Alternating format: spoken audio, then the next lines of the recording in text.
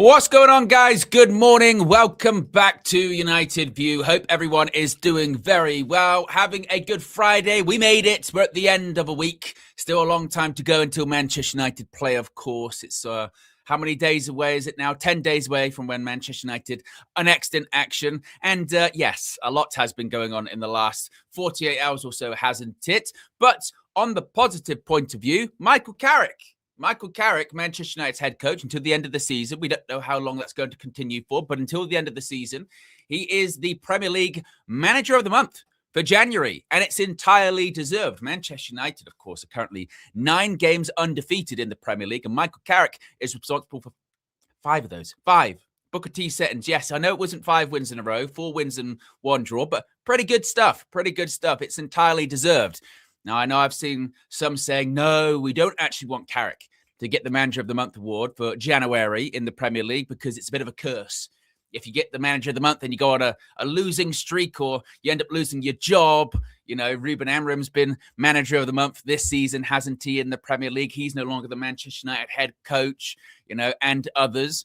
But if you believe in those judges, if you believe in those jinxes, that's for you. One thing's for certain, it's entirely deserved. Not just for Michael Carrick, but for his whole coaching staff certainly as well, because the difference that they have made since coming in has been incredible. Absolutely incredible. I know there was some, I think a bit of fake outrage negativity coming out of the game against West Ham a couple of days ago. But if you'd have offered anybody, when Michael Carrick first was announced as the head coach until the end of the season, first 5 games, he'll get 4 wins and a draw. Oh, and 2 of those wins will be against the 2 best sides in the Premier League this season, in Arsenal and Manchester City. I think everybody would have said yes, yes, yes, yes, yes, yes. Shades of Brian Danielson. So, positive news. It's a welcome bit of positive news when it comes to Manchester United in all of media, and hopefully it can continue. As I mentioned, there's a big gap until we play against Everton, and the next test against Everton is a big test for him because it's the first time that we have dropped points into Michael Carrick. So how do you react? How do you react to that? Does he rotate? Does he change the team? We've got 13 days. We will have had 13 days by that point. Does he keep it the same? What do we think he does? So let me know your thoughts about it in the comment section below. Be sure to smash a like on the like button. Be sure to subscribe. I can see everyone in the chat as well. I can see CG's there. Nikhil's there as well. As Nikhil says, don't forget to hit the like as you join in. Tabs is in there. Says, morning UV fam. Yes, yes, yes. Hope everybody's doing good. Star-Lord's in there as well. Says, top of the morning, everyone. As always, folks, it's a solo-in show. So let me know where you're watching from, what the weather is like, and also as well, just what's your weekend plans? Of course, no Man United playing this weekend, is there? I know that there are FA Cup fixtures going on. We're not in it anymore. But, you know, so with that being said, it's a rare sort of weekend off for Manchester United fandom, isn't it? So what's your plans? What are you going to do? You're just going to relax? Are you going to have a nice Valentine's Day tomorrow? Yeah, catch a wine. Yes, I know. Yes. I know. What are your plans? Let me know in the chat.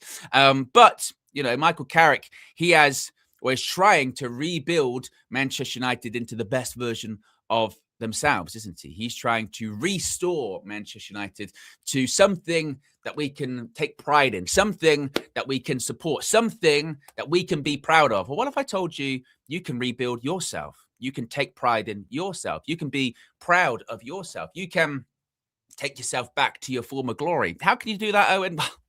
I'm glad you asked how you can do that, actually. It begins with an O, and no, it's not Owen. It's Optimised, yeah? Optimum. Roll VT. Today's video is sponsored by our friends at Oxford Natural and their all-new natural supplement, Optimum Day and Night. Thousands across the UK, USA and beyond are smashing their health goals with Oxford Natural. Optimum Day gives you steady energy, curbs your cravings and keeps your metabolism firing all day. Optimum Night helps you relax, get restorative sleep, recover and keep burning fat while you rest. It's not a magic pill, but it will help you reach your health goals.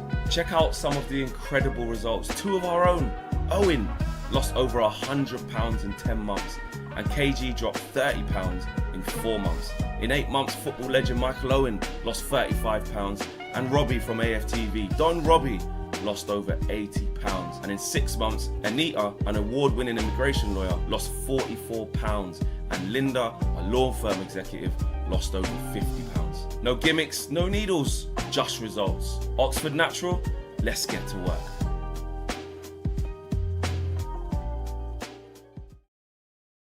Yes, let's get to work indeed. As always, folks, you can scan that QR code right there to subscribe. Save up to 70% off your first order. All you have to do is use the code UV. If you click the link in the video description or it's pinned in the chat, takes you to the landing page. You can read more on those case studies that Flex was just talking about there. You can find out more about your Optimum Day, which is good for your weight loss goals. You can find out more about your Optimum Night, which is good for your restorative sleep. You can get them individually or combined. I've seen people say, can I just get the night one? It's mainly a sleep thing that I'm looking for. Yes. Or can I just get the day one? It's just kind of curbing the cravings that I'm kind of looking for. Yes. Get them individually combined. Stack them any which way you please. As always, all the information is in the video description below. And you can get optimized. 1, 2, 3. Optimized. Optimized. Yes, you can get optimized today, indeed. How are we all doing in the chat? Danny Luciano says, Connecticut cold, dinner, and a movie for Valentine's Day with the missus. Lovely stuff. Lovely stuff. Court Star says working tomorrow. You know, Lumber's in a good mood this morning. Says, how about stop begging for likes and just give us something to like? So Lumber's alone for tomorrow for Valentine's Day. It's a touchy subject. It's okay. Ando says, man of the match curse won't win another game from now on. Believe. You got to believe. Yeah, gotta believe. Yes, indeed. Michael Carrick has seemingly, he has won, according to Sully, the Manager of the Month award for January. Yes, you can see it right there. Sully dropped the story yesterday. As you can see, saying, exclusive, Michael Carrick has won the January Premier League Manager of the Month award following 2 huge wins against Manchester City and Arsenal. All the media duties have already been completed with an official announcement expected tomorrow afternoon, that being today. So we're going to be getting an announcement today. I forget how the way it usually works about what's announced first, because they kind of all get announced within like a half an hour period, don't they? You know, it sort of goes... But I don't know which order. I don't know if it goes manager, player, goal, or the other way around. I forget. But of course, Michael Carrick, I mean, it had to be him, didn't it, really? You know, 5 games unbeaten, 4 wins and a draw. 2 of those wins are against the top 2 sides in the Premier League. I mean, it's not even one of those ones. You know, like sometimes when you get the manager of the month, player of the month, goal of the month, Manchester United can skew the voting with the public vote, even though we did find earlier this year, courtesy of Queen Mean herself, Minna, who gave the award to, was it Brian Mbumo earlier this season, that, yes, there is the public vote, which, of course, Manchester United will always do very well in because, you know, we're bloody massive, mate. And our fan base is huge, dedicated. And if it comes down to a public vote, we will always win. But this doesn't just come down to a public vote. That is part of it. It is the Strictly Come Dancing principle, whereby, yes, the public vote is weighted against a panel vote as well. So it's not just the public skewing it, and it's not just people that are not deserving of it get the awards and this, that, and the other. No. And even if it was just a public vote, it still would be entirely deserved for Michael Carrick because, like I said, Man United are the most informed team in the Premier League. Be close between him and Liam Rosenior, certainly, because, you know, Liam Rosenior had a very impressive start to his time at Chelsea too. But then I think you have to look into the quality of the opponent, right? You have to look into the quality of who they have beaten and who they have faced. And that's what's, say funny, because a sense of humor is definitely lost sometimes on the Manchester United fan base. But that is what is ironic, shall we say, is that, you know, the team that we did end up dropping points to was a team in the relegation zone. But again, football doesn't work like that because they're also one of the more informed teams in the Premier League at the moment, West Ham. Needless to say, again, it's entirely deserved. Hopefully it, you know, just continues some positivity. I mean, Lord knows we've taken a hit in the last 24, 48 hours when it comes to positivity and, you know, momentum and what have you, because just when, you know, we've got this gap of 13 days and you're going, well, it's going to be a bit quiet. And, you know, at least we're in a good space at the moment. A game week has passed. We're still in the top 4. and we're still on track for Champions League football. We've got the longest undefeated streak in the Premier League going at the moment, 9 games unbeaten. Michael Carrick hasn't lost, 4 wins and a draw. He's just got manager of the month. I don't know if like Dorgu's going to get... Was Dorgu nominated for goal and player of the month? I think he might have been. So hopefully he might get that. I don't know. And then obviously there's the huge amount of negativity sort of coming over it as well from the last 24 hours as well. So some positivity and hopefully some measure of, just something else to talk about. We are going to talk about. I'm going to talk about obviously the Jim Ratcliffe stuff in just a bit. But I wanted to start with some positivity as opposed to dwell on the negativity because it's been pretty all encompassing, hasn't it, over the last 24 hours? So yes, I think it's entirely deserved. And long may it continue. Like I said during my intro, I did feel like, after a few days of sort of thinking about it, coming out of that game on Tuesday for the draw against West Ham, there was a bit of negativity. We didn't know what was on the horizon, certainly when it comes to negativity, but there was some negativity that, like I said, I thought was a bit performative, a bit sort of fake outrage. We dropped points to a team in the relegation zone or what have you. We're still in very, very good form. We didn't play well against West Ham. It was our worst performance under Carrick, certainly, but we still didn't lose. And actually, the further away, this kind of proves my point that I've mentioned so many times here, that ultimately it is a results-based business. It's the further you get away from the game on Tuesday, the less you think about maybe the performance, do you? You just think about the result. Or what was that result? Oh, we drew. Yeah. Okay, on to the next one. You know what I mean? And even that, like Pauline says there, the outrage was for playing poor. But that's kind of my point. I don't think there's any need for outrage. You know what I mean? Outrage for dropping a couple of points when we've won our last 4 games. DJ mentioned it on Tuesday, and I think he's right. I think we got a little bit spoiled, didn't we? Got a little bit greedy with this is the same group of players that we cuss out and call criminals, and now the expectation's been so raised, isn't it, that it turns into, well, if you don't win 5 games in a row, I'm not gonna be happy with that one. Football's that way sometimes, isn't it? You can't win every single game. And we're not going to go, and we're certainly not going to go undefeated for the rest of the season either. Michael Carrick is going to have to overcome adversity. He's going to have to overcome defeat. He's also going to make mistakes. I think he made one in the Fulham game. With the taking Casemiro off when he took him off and kind of destabilized the game. They got back into it. We got up the other end and score. And he learned from that mistake in the next game against Spurs because he kept Casemiro on until the 85th minute. Hopefully, he would have learnt lessons from the game on Tuesday, which is, if you've got to be decisive when it comes to substitutions, maybe not wait too late. And if it's not working or, you're struggling to break down a very compact team, I know that Flex was saying he didn't think it was a low block. I think that is semantics at that point. They were difficult to break down. If you could call it a low block, you couldn't call it a low block, but they played how Nuno play. And Man United have got to find ways to overcome that because that's what the biggest and best teams do. But teams drop points, away from home in the Prem. Look at Arsenal last night. Arsenal, they're leading the pack. They're 4 points ahead of Manchester City. They drop points away at Brentford. It happens, it happens. So I think whilst it's important for Michael Carrick and his coaching staff, when that negative comes, when that defeat comes, or when that draw comes, to react to it, bounce back for the next game and try and pick yourself up. I think it's also on us as fans as well, as a little bit, isn't it? Of let's maintain perspective. Let's keep perspective. Let's remember where we're at. Let's remember where we were and remember where we're sort of going, where if at the beginning of this season, when Ruben was in charge or whatever, if you'd said Friday, February 13th, I'll give you 4th spot in the Premier League. And at that point, you'll be 9 games unbeaten. You'd have won out of your last 5, you'd have won 4, drawn 4. Will you take that? The answer would have been categorically yes. Yes, we would. Yes, we would. 13 points out of 15. if you can maintain that form, which again, we won't, we will have our peaks and valleys, as is life.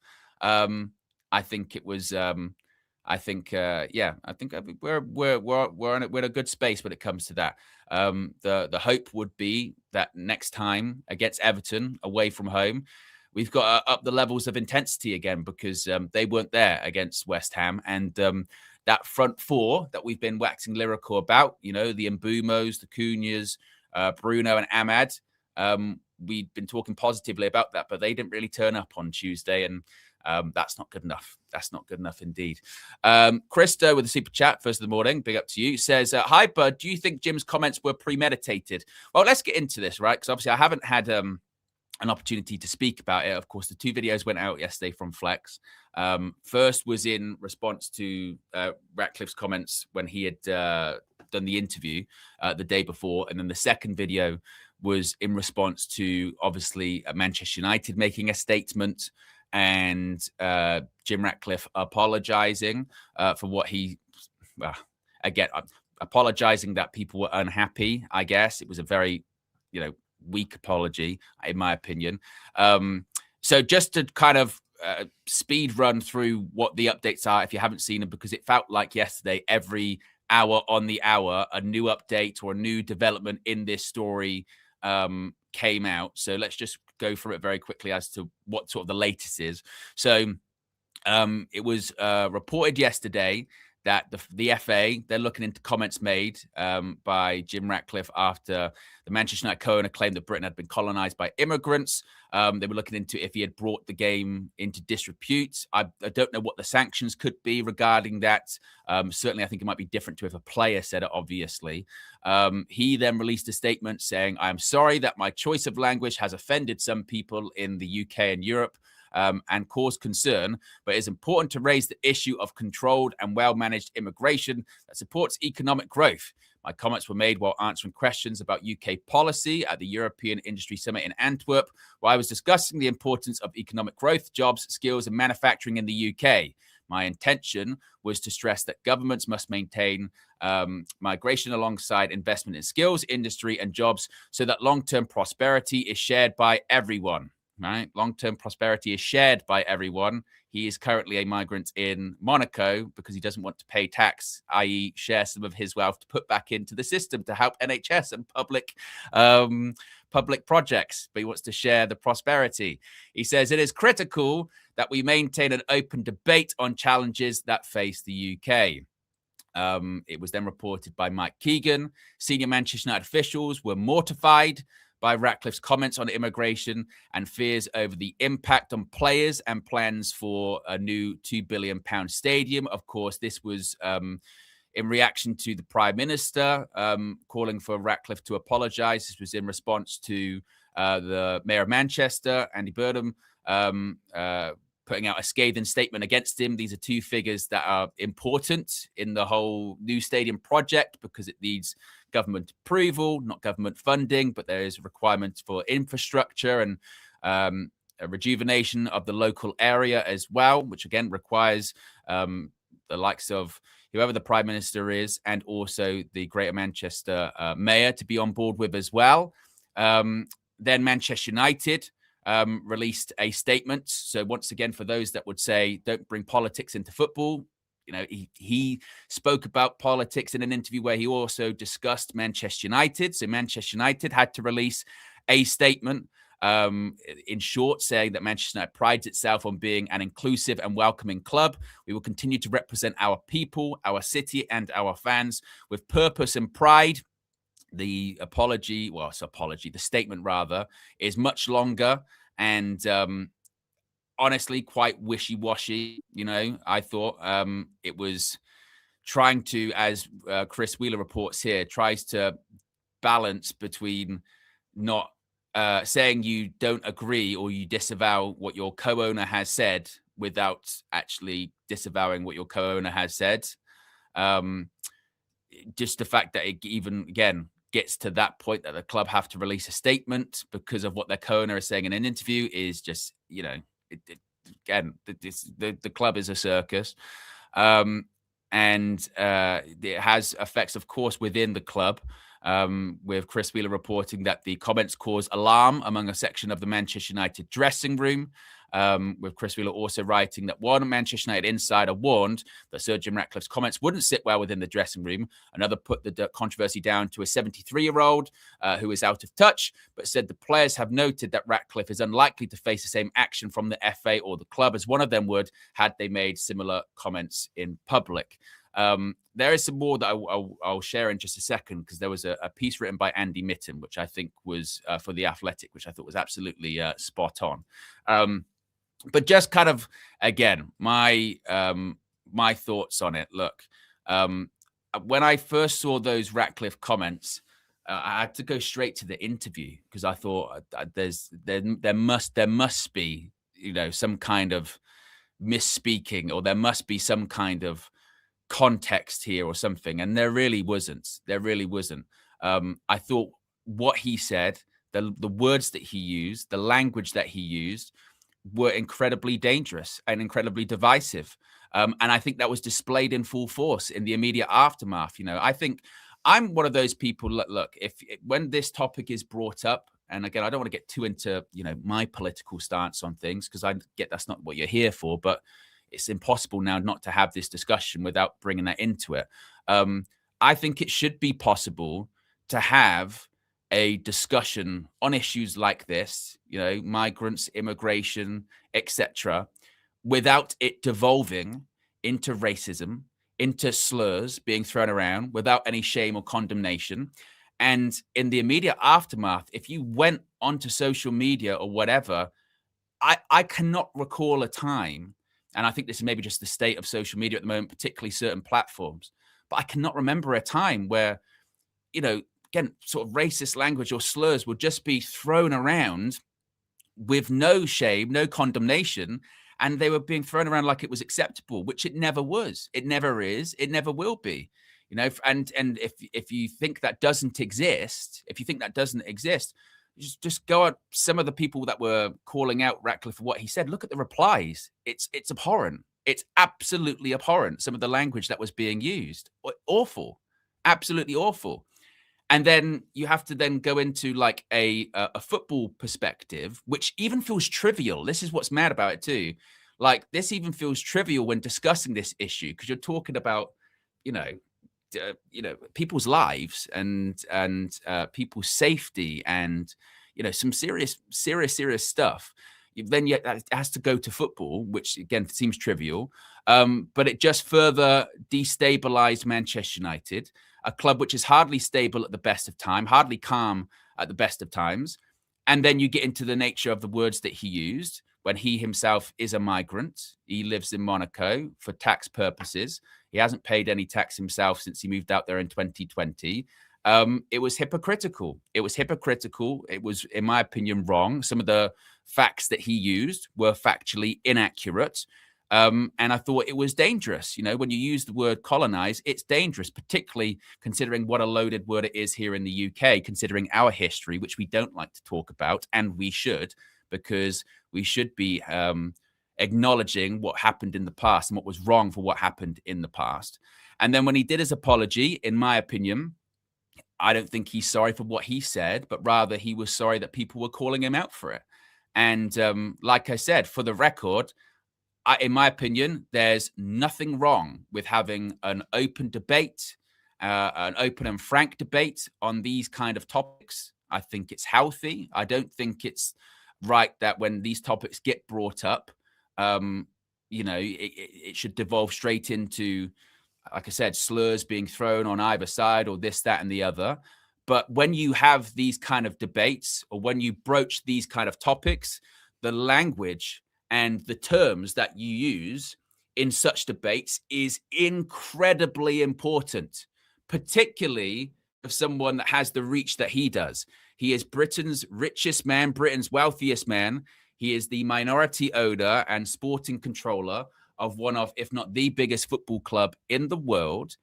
He is not the same as, your local bloke you might be chatting to down the pub. His reach is vast, as seen by the media coverage that it's got. So it's on him to be very careful with the language and the terminology that he uses. Because when you use language like colonize and what have you, that is divisive, it's wrong, and it's dangerous rhetoric. It's dangerous because what can happen with that is it can embolden people, like I said earlier on, to use slurs or use racist language or behave in certain ways that, even if you do agree with what he said, is not acceptable. Like by law, that is not acceptable. And, the replies, as I mentioned, to people calling him out for what he said are proof that it was dangerous and divisive rhetoric. So in my opinion, the backlash it still is justified, and it won't go away with a weak apology that he gave out. Manchester United put out their statement, which effectively was, let's point to all the good that we do. But Manchester United have been brought in. Manchester United have been brought into it now, and it will have real life consequences and ramifications. A lot of the players that play for Manchester United, or people that are employed by Manchester United as well, are migrants. I know that the pushback is, well, he wasn't talking about, people that are here legally, and that's that he was talking about illegal migrants and what have you. Just listen to some of the players. Some of the players come from backgrounds where their parents may have been at some point refugees going from countries, war-stricken countries or war-stricken situations. They may have been in certain countries illegally or legally for the safety of their family and their children. And again, you have to be really, really, really careful with how you display your opinion on things. I don't think, for me, people can have opinions, right? I can not agree with them. I've learned this a long time ago that not everyone's going to agree with my opinion. What I'm saying now, people won't agree with, right? That's fine. That's life. That's why it's important to have debates on these kind of things. But it's important when you have debates to have your information factually accurate, which he didn't. And it's also important to choose your words and language carefully, because they have real life ramifications. And someone of his stature, somebody of his reach, somebody of his power should be more careful with the language that they use.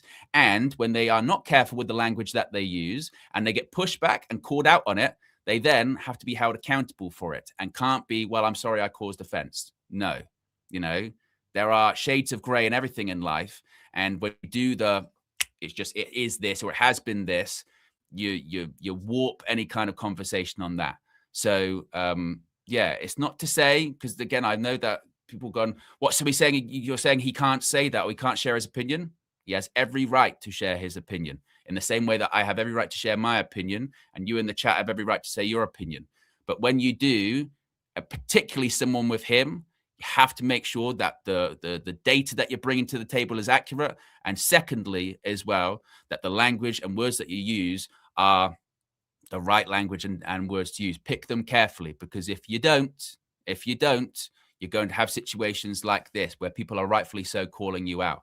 And I think the FA will punish him. I don't know what that looks like. How do you sanction, the Britain's wealthiest man?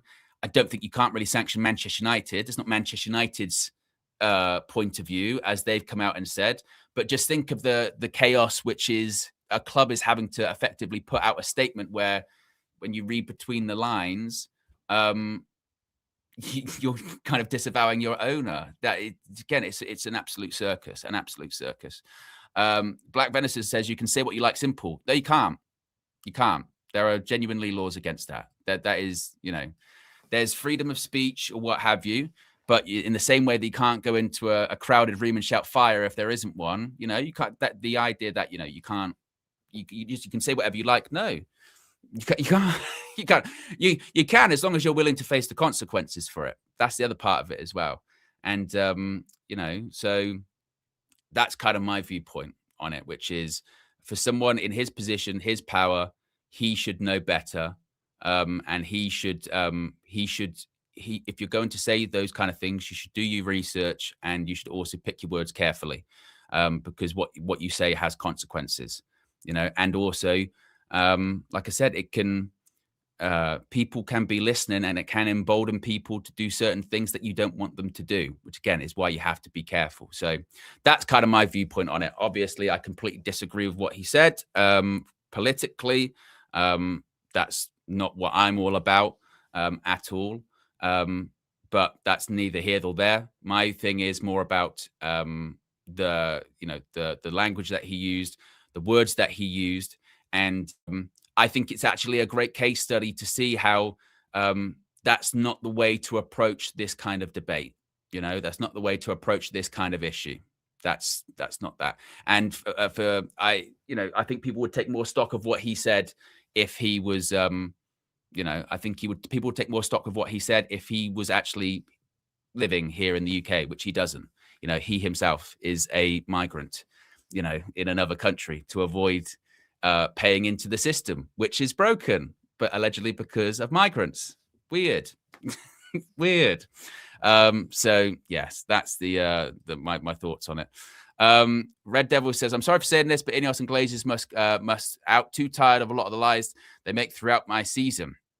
Well, yeah, I mean, I thought, like I said, Andy Burnham's comment, there was part of it at the end, which spoke about, putting the Manchester back in Manchester United or whatever. And, he's in bed with people that have taken things out as opposed to putting things back in, which is kind of what Jim Ratcliffe has done when it comes to paying into the system. Certainly he's used his own money on Manchester United, but people won't forget. People won't forget. And look, when you think about moving forward, and this is the unfortunate part of it as well, moving forward, when we're talking about things, like I said, it feels trivial to talk about football, well, but it does affect it.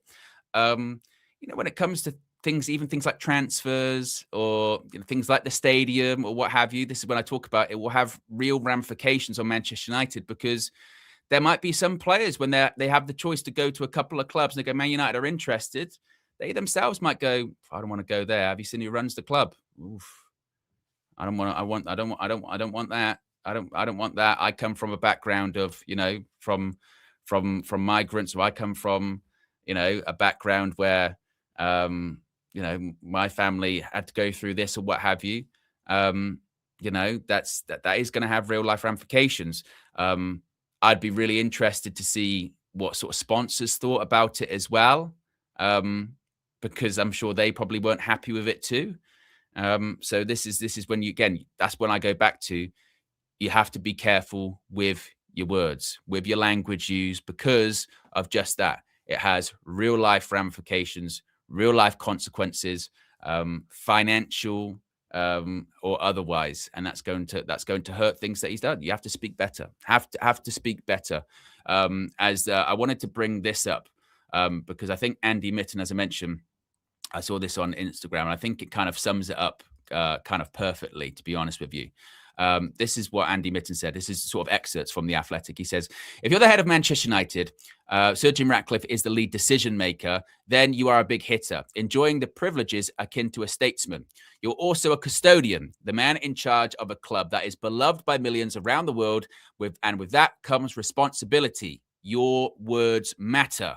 Again, I totally agree. His words do matter. When Manchester United fans ask for more or just any communication from their owners, they probably didn't have in mind what they're getting now.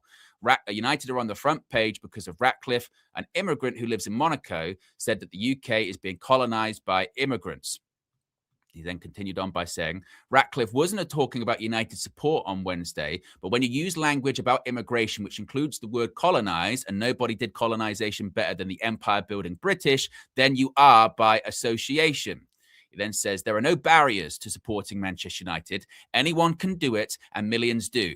It doesn't matter where they are from, their religion, politics, geography, or socio-economic background. He then says, fans are supposed to find joy in the release of sport. The word United should mean that. And I totally agree. I totally agree by that. That's what I totally agree in. Like I said, I thought the word and the rhetoric was divisive, which is the complete opposite of, United, isn't it? And I think as a fan, you found yourself in a strange position, once again, having this sort of weird conflict with the owners of the club that you love, and it's shit, isn't it? It sucks. Like it just sucks. It makes you feel, for me anyway, it made me feel sort of gross and dirty. You know what I mean? Just like, oh, that is so shit. That is just so rubbish. So Yes. But we move on. We are going to be talking a little bit about Thomas Tuchel and Carlo Ancelotti, two names that look like they're not going to be the Manchester United head coach next season. So if you haven't already, be sure to click the like button. Be sure to subscribe. Yesterday was a bit of a double whammy when it comes to two names that were linked to possibly becoming the permanent head coach in the summer. So first of all was Thomas Tuchel. Now, it was reported early yesterday and then confirmed later on. Thomas Tuchel, he's sticking around for as the England manager through 2028 after signing a new contract, which, to be honest, I was a little bit taken aback by, because I'm not the biggest advocate of people signing contracts before tournaments, just because you never know how they're going to go. Like, for instance, I mean, touch wood, this doesn't happen, but what happens if Thomas Tuchel, we go to the group stages of the World Cup and we lose 3 games in a row? Is he still going to be sticking around for the Euros, which is technically a home tournament? I mean, I don't know about that. But he's sticking around. In addition to that, so is Don Carlo. Don Carlo sticking around as the Brazil head coach for a while too. He's set to sign a new 4-year contract with the Brazilian Football Confederation, keeping him as head coach of the nation through to 2030. So he really ain't going away, going anywhere anytime soon. The paperwork for the deal has not yet been finalized, but is now seen as a formality that Ancelotti will agree the long-term deal. This one I'm not surprised by, because Brazil have been chasing Don Carlo for ages. The last, what was it, like 2 seasons when he was at Real Madrid, he was constantly linked with the Brazil job. So I'm not too surprised about that one. And frankly, I never thought that he was going to become the Man United head coach anyway, because isn't he kind of on record as saying like Real Madrid was his last club job and he just wants to do, the Brazil thing and then probably call it a day? So I don't even think that even really crossed his mind all that much. I don't even think that really crossed Don Carlo's mind, because I'm pretty sure he said that he didn't want another club. There obviously was speculation that maybe England moved quickly because Man United could have possibly been interested. The FA chief executive, Mark Bullingham, said he insisted that the job availability at Manchester United was not in the FA's thinking when extending Thomas Tuchel's contract, and that discussions around an extension began long before Ruben Amorim's departure, which is probably half true. I'm sure that because of how well England's qualifying campaign went for the World Cup, they were having those conversations and those discussions. Also with Tuchel, it did feel a little bit like, well, maybe he's just come in because he wants to tick a World Cup off his CV. Then he's going to go back to managerial football, because you don't see him being in sort of international football for the long term. He feels like a club manager, wants to be on the pitch all the time and wants to be with his players all the time. So look, maybe it was a case of the conversation started prior to Ruben being let go by United. But I'm sure that once that job came up and maybe feelers were put out there, there will probably be conversations. Why wouldn't there be? Well, maybe we have to get this set up. Why can't I pause this? Fabrizio, shut up. Well, this is what Fabrizio said.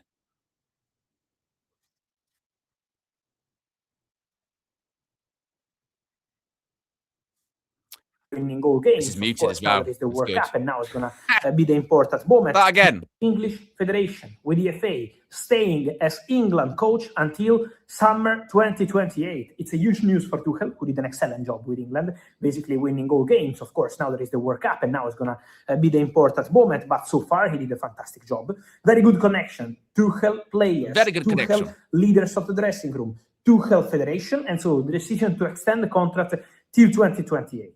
From Manchester United, there was absolutely a genuine interest in Thomas Tuchel, really appreciated by people at Ineos and in Manchester United management. But I always told you, full focus on the World Cup for Thomas Tuchel. Tuchel was never going to agree anything with Manchester United now or before the World Cup. No chance at all. And so, appreciation from a United, for sure. He's really highly rated at Manchester United, but nothing following up because of Tuchel being fully focused on the World Cup, and now also with a new contract. So that's also a story interesting for Man United, waiting to see, obviously, what's going to happen with Michael Carrick. Yes.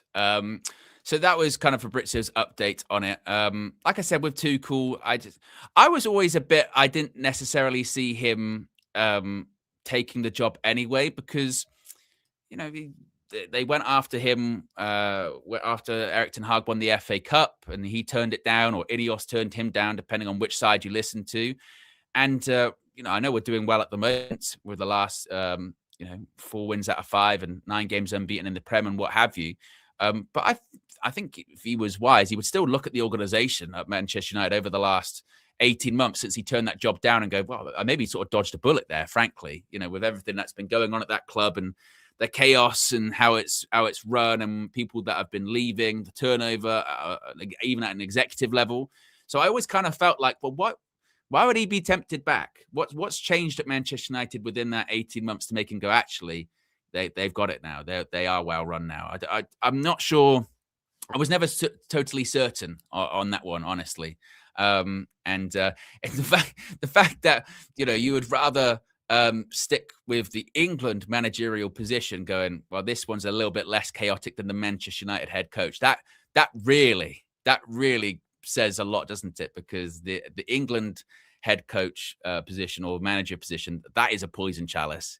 That chews people up and spits them out, just like Manchester United does. So the fact that he would pick that one over United probably speaks volumes to the job that's on hand at Manchester United and how it's run, because the FA's not much better, certainly. Now, as far as Manchester United players that could get back into the squad, the England squad, Thomas Tuchel has confirmed that Harry Maguire, Luke Shaw, Kobbie Mainoo, they're back in the picture for Manchester United. This is what Tuchel said. He said it's fantastic to see Kobbie Mainoo back on the pitch. He's an extremely talented player. He's already played in a tournament with England, so he's back in the running for a spot in the England team. Just like Luke Shaw and Harry Maguire, they're now playing in a back four and in a different style, which is a bit easier to integrate into our current setup. So they could, all three of them, be on their way back to the England squad, which honestly, with that, I was a bit, I've pushed back on that recently. Of those three getting back in, just because they've just been so far away from any of the qualifying squads or the friendly squads. So the next international break, which is March, that's the final one, will be really interesting to see if they do get called up. And with what he's saying now, that would suggest that they probably will. It would be really interesting to see Kobbie in that midfield. Luke Shaw, you know what? Yeah, with Luke Shaw, this is what is crazy. Yeah, all season, haven't we? All season, we've been saying, Luke Shaw, typical, World Cups or international tournament season. This is what he does. Suddenly he plays every single game. Suddenly he gets into great shape. Suddenly he gets into good form. He'll play in the tournament and we won't see him again. But this time around, it was like, no. I know he's played every game, and I know he's actually done okay this season, and he's been very consistent. But Thomas Tuchel knows, we've got options. It's like, Luke Shaw, he's not going to get into the England squad. He's not going to get into the England squad. No. It's too late. He's not going to pull it off this time. He's just not. Well, February 13th could be on his way back into the England squad, and he knows, doesn't he?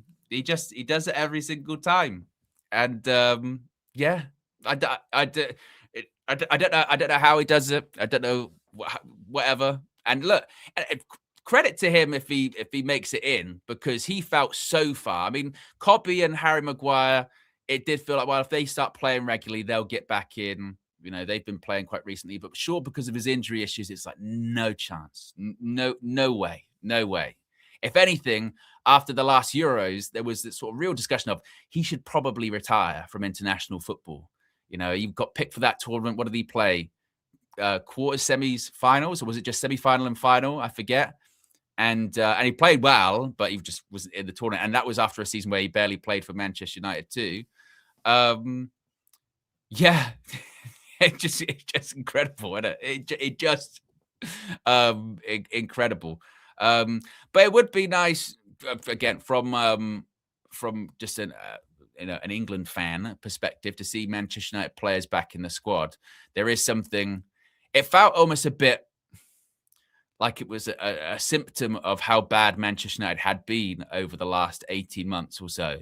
That when these England squad came out, you wouldn't find a Manchester United player in there, which just felt crazy, like absolutely crazy, considering there were periods of time where the most representation of any club in an England squad would be Manchester United players. That would be the majority of players in there, or, the most representation would be in there. And then to a point where you couldn't even get one player into the squad was quite embarrassing for one of, if not the biggest club in England, right? So if they can get back in, credit to them. Hopefully they do well if they do get picked for the tournament in the summer. Oh, and also hopefully they come back with no injuries, because that's still the concern, right? All three names we're talking about, Shaw, Maguire, Cobby, they've all had their injury issues. Obviously Luke Shaw's well documented. Harry Maguire this season, he's had injuries too. He came off against West Ham, said, I've done my hamstring. So we don't know how long he's going to be out of action for. Cobby, same with him. He's had his injury issues as well. So my other concern would be going into the World Cup in the summer, if they make it, and coming out of it, would be what shape are they going to be in coming back? And also when it comes to the contract situation, less so for Maguire, but certainly for Cobby, when is that contract situation going to finally be fixed as well? Because the last time he was involved with England at a major tournament, that was one of the reasons that his contract got delayed, was, you're going to the Euros. We'll figure it out afterwards. We'll sort out the contract when you come back. And then didn't get figured out because of course it was so late into the tournament, came back. And then Erik ten Hag got sacked, and it was, let's wait till the end of the season. So all of that stuff still needs to be fixed. All of that stuff still needs to be sorted, and all that stuff still needs to be nailed down. So whether or not that will get nailed down, time will tell. As far as the sort of coaching side of it, both of those names, particularly Ancelotti, I never felt that he was going to be the next Man United head coach. Thomas Tuchel, as I said, I always felt a little bit like it was unlikely. I always felt it was unlikely, just because it's the same with a lot of these coaches that are at the World Cup, right? Simon Stone wrote an article about it the other day, and it was really true, where he said that, the precedent has been set somewhat of, it's a really delicate sort of balancing act of how you announce you're going to become a head coach of a club going in to a major international tournament. It can be done like we did with Louis van Gaal, where it was announced he was coming to United after the World Cup in 2014, and he did really well. The Netherlands came third, and there was all of this excitement about him coming to United. So that was handled well. But then there's the other side of it, which is Julian Lopetegui, who's going into the 2018 World Cup. And he's announced that he's going to be the Real Madrid head coach. He's the Spain head coach at the time. And because of the unrest and because of the nature that it happened, and maybe the Spanish Football Federation not knowing that much about it, he gets sacked just before the World Cup. And their whole World Cup is a complete shambles because they're completely destabilized. And then he didn't even last that long in the Real Madrid job as is, because it was such a disaster. So there is a real, fine line between how you do that if you're going after an international head coach. On top of that, Man United have work to do in the summer. We have a lot of work to do in the summer when it comes to recruitment. We need, obviously, a brand new midfield, probably two midfielders. I think we need a centre-back because a lot of our centre-backs are injured or injury-prone, in De Ligt, Martinez, Maguire. We need a left winger, really. I know you could say, Dorgu's on that side, but we probably need more. And we just need more depth into our squad if we're going to be in Champions League next season, or go further in all of these cup competitions, which we barely went anywhere in this season. We're going to need a deeper squad. So we're going to need quite a bit of recruiting done in the summer. And you want your head coach to be involved in that. Now, he's not going to be front and center and running point on it, but he should be involved. And how involved can he be if his focus over the summer is going to be on the World Cup? That could possibly delay how things are going to go. So I think that these two international ones, I've always felt were a bit unlikely. I know that, again, there's talks, you should get Nagelsmann. Again, his focus will be on the World Cup. So I do think there could be a scenario which we've kind of touched on before here. What if the mindset is just, actually, some of those people we would want to get, they're just not really attainable at the moment. And maybe they do say to Carrick, all right, we'll give you a a 2-year deal or something. You know, it's not that long. And look, as we go into this season, if you're not delivering or results aren't going your way, you're going to go, you know, and we might be looking at other options then. But it's like an extension of the interim, even though he's not an interim. Maybe that's what they'll do. I don't know. When it comes to Carrick and his prospects of getting the job on a permanent, we'll still wait to the end of the season. You know, if it was right here today, I think he would be, you know, quite a strong favourite, wouldn't he? He hasn't lost a game. But there's still plenty of games to go, which is why had we won against West Ham and it was 5 wins in a row, he shouldn't have got the job based on that. And in the same way that just because we didn't win, he shouldn't not get the job based on that. There's still a lot more games to be done, a lot more matches to be played, a lot more points to be won and points to be lost. And we will do that. But as of today, if I look at the current, you know, Premier League table, let's have a look, because we're fourth as of right now, aren't we? We're currently fourth on I don't care about my experience, Google. Currently fourth on 45 points. Chelsea only a point off us in 5th place. So there'll be moments where it's up and down. You know, Liverpool, we've got a 3-point gap on them. And it just goes to show. I mean, you look at our form, really, really good in comparison to a lot of others, but it's still very, very tight. Still very tight, and still need to get the job done. And need to be picking up points and winning games as well. And Everton, that's not going to be an easy game by any stretch. You know, their form's been a bit, as you would probably expect, a team in 8th, a bit inconsistent. But they're a good side too. They're a good side as well. And teams are dropping points. As I mentioned, teams are dropping points, and it's very, very tight. It's very congested. But one thing I will say, yeah, isn't it just nice to even just be in this conversation? You know, I remember exactly, Asher. It is nice. And actually, Asher, you've got some explaining to do, because you said 3-0. You said 3-0 the other day, and it was not 3-0. So now people are looking at the Carrick next season and Project 2028 stuff as a bit of a thing. Actually, Asher, you do actually have something to prove. Asher, come here. Come here. Your public awaits. Come here. Since you're shouting and you want to get your opinion across. Okay. Right. You said 3-0. Am I boring you? You said 3-0 the other day. It wasn't 3-0. So, you know, we do accountability on this channel. So have you got anything to say? No, you have to face up. Any words? No, that's what I thought.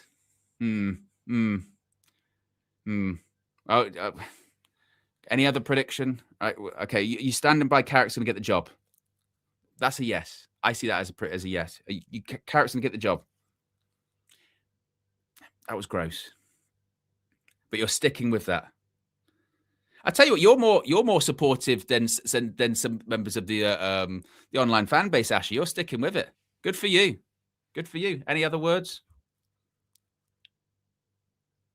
Very bored by it all. Oh, okay. You can go. Have your.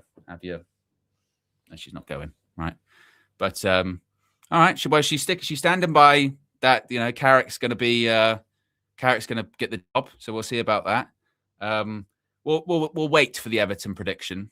And I think also as well, we'll have to start like a chart. We'll have to start a bit of a chart to see how well she does for it, because